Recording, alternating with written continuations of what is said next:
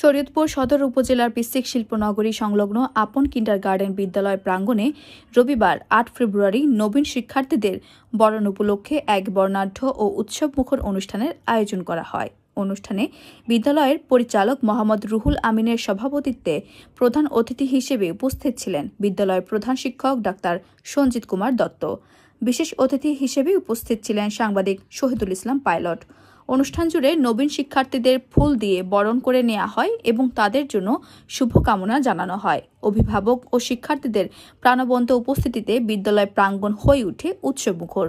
বক্তারা বলেন, শিশুদের মানসিক বিকাশ, নৈতিক শিক্ষা এবং সৃজনশীলতা গড়ে তুলতে এমন আয়োজন অত্যন্ত গুরুত্বপূর্ণ। তারা আশা প্রকাশ করেন, আপন কিন্ডারগার্টেন ভবিষ্যতেও শিক্ষার পাশাপাশি সাংস্কৃতিক কর্মকাণ্ডে ভূমিকা রাখবে। শেষে শিশুদের অংশগ্রহণে নানা আয়োজন ও আনন্দঘন পরিবেশের মধ্য দিয়ে অনুষ্ঠানটি সম্পন্ন হয়।